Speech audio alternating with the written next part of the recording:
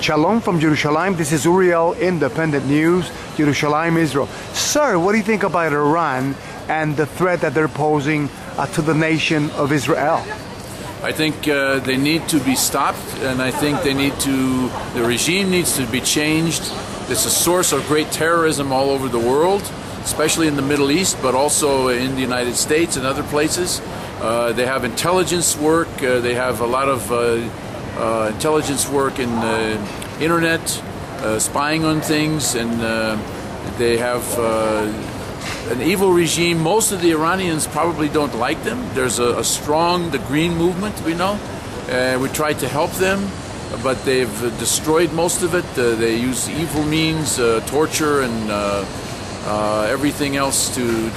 But we need to stop them. We need to, certainly if, I don't know all the information and intelligence, but I think we need to destroy their nuclear facilities by any means necessary. Now, the reports that are gathering is that Iran is operating basically in Syria. They have part of the elite so-called Revolutionary Guard, and they're basically killing the Arabs who basically want elections, and they want to elect their new government. Should Iran stop or cease all activities in Syria and Lebanon? Yes, of course. Iran has the help of the Russians and also the Chinese, and which do not keep any embargoes against Iran, and that's the major source of their assistance from foreign countries. They have also direct help of the Syrian dictator from Russia. So Russia is making a terrible thing there, and Iran is one of the most evil governments, as we know, like North Korea, Iran, Syria. These are the worst governments in the world. Now, Nasrallah just held last week a three-day military exercise with 10,000 terrorists right next to the Israeli border.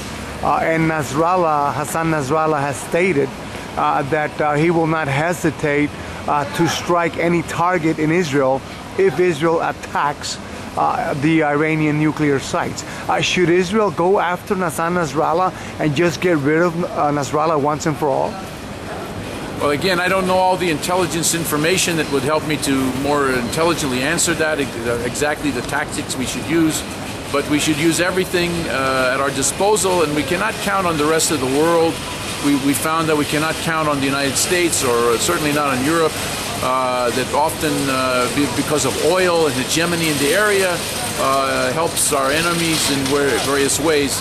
We need to do what we need to do, and we need to do it in the time and place according to our best intelligence. Now, the news coming out this morning as I was doing my news flash on my news channel is saying that the Obama administration will not stand behind Israel if Israel attacks the Iranian nuclear facilities. Is that right for America not to back the only ally that they have here in the Middle East? It's bad. The State Department of the United States, no matter who has been president, both parties, has often taken the side against us when it comes, especially when it comes to Yehuda, Shomron, and Gaza, which are our land. And we made a big mistake in not nationalizing the land. And I also believe that Rabbi Kahane was right, that we should have had a peaceful transfer of people to the other side of the river, and we would have had peace by now. And they would have had peace. But the false peace of Oslo is the source of all of these problems. And it was very bad what we did in Oslo. It was cutting our own throats, and we're suffering for that now. We would have been much stronger in all these areas had we simply annexed Yehuda, Shomron, and Gaza, and part of also the Rafah salient. That was a big mistake for Begin to give that away to Egypt. And now as a buffer. We need buffers. And this is our land also. This is the main thing. It's our land from the Torah. It's our land from history. And it's not defendable borders to make a Palestinian state. It is impossible.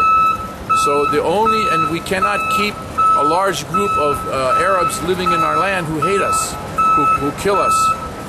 And we made a big mistake to bring the people, the terrorists with Arafat from Tunisia.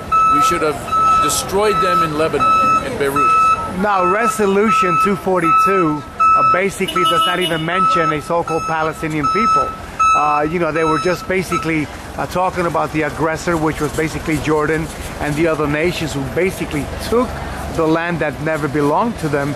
And then we made a fatal mistake by turning over the land to this so-called Palestinian Abu Mazen, and now we have a bigger threat with Haniyeh, which basically has no control of the terrorists that continue to fire rockets to Sderot, Ashkelon, the Negev, and all this region. And our people in Sderot and that region are basically living in fear. Should Israel just get rid of once and for all of this regime in Gaza? That's what I've always said, and we should never have let them in the first place. So now we have a much harder job in Yehuda, Shomron, and Gaza. Neither regime is good. They're not any different as far as wanting to destroy us and killing us, and not just wanting but acting on it. The thousands of weapons, 50,000 weapons that Israel gave to the PLO under Arafat, they've used to kill the peaceful Arabs. They've killed many peaceful Arabs. Most of the killings of Arabs have been done by other Arabs in the name of jihad. Arafat kicked out 80%. The population of Bethlehem for 1,000 years was almost totally Christian. In the few years right after the PLO was given government power in Bethlehem, they just in a short time they kicked out almost all the Christians. It's less than 10% now Christians in Bethlehem, and this was done. We allowed this to happen under our watch. Really, we gave up our watch, and this is wrong. This is Uriel, LCP, Independent News, Jerusalem, Israel. We need to raise awareness of what's really happening here in Israel, as the nations basically are gathering and plotting, according to Tehillim, what it says that the nations are plotting day and night to destroy the nation of Israel. We need to put an end, we need to put a stop to the nations that basically will try and come against the nation of Israel. This is Uriel, Independent News, Jerusalem, Israel. Shalom. Shalom.